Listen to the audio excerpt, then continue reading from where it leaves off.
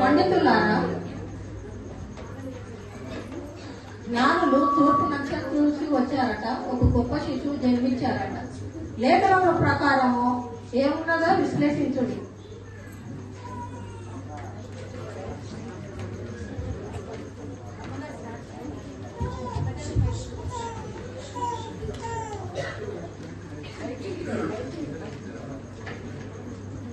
ఇర్మీయా ప్రవక్త ఇలా సెలవిస్తున్నాడు ప్రభు, రాబోయే దినములలో నేను దావీదునకు నీతి చిగురు పుట్టించను, అతడు రాజుని పరిపాలన చేయను. అయితే యూదయ దేశం బెత్లెహేము ఎఫ్రాతా, నువ్వు యూదా వంశములోను చిన్నవాడవై ఉన్నప్పటికీ నీ నుండి ఇశ్రాయేలును పాలించు వ్యక్తి నీ కోసం వస్తున్నాడు. ఇదిగో, నాకు ముందుగా మార్గం సిద్ధపరచుటకై నేను నా దూతను పంపుచున్నాను. మీరు వెదకుచున్న ప్రభువు అనగా మీరు కోరు నిబంధన దూత.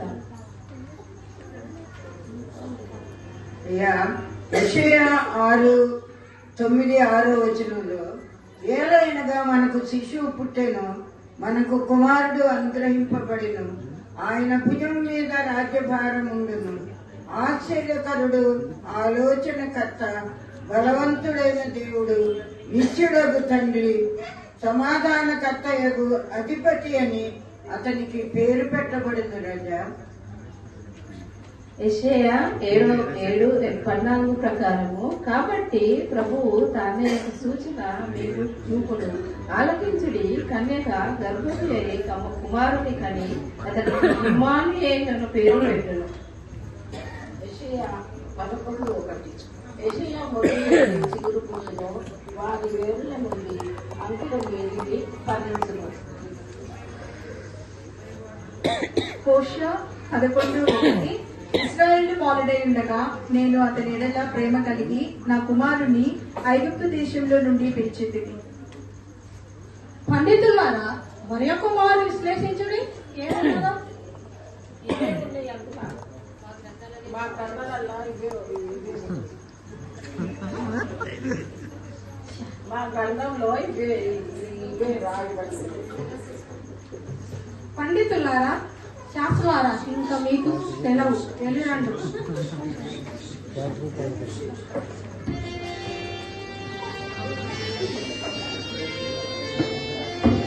ఏమిటి నా హృదయం చింతించుతున్నదే? మంత్రివర్య, ప్రభు జ్ఞానులను ప్రవేశపెట్టుడు. చిత్తం ప్రభు.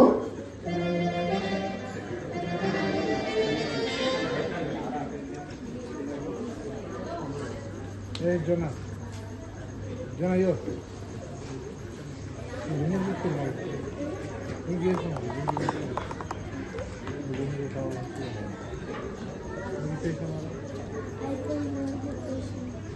ప్రభు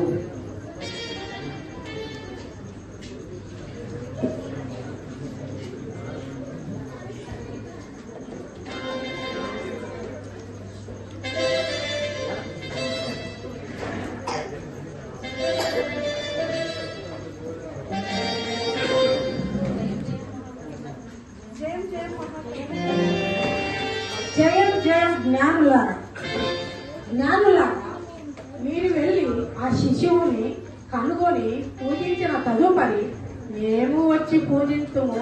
మీరు వెళ్ళిరండు. చిత్తం ప్రభు. మహారాజా, చిత్తం చిత్తం.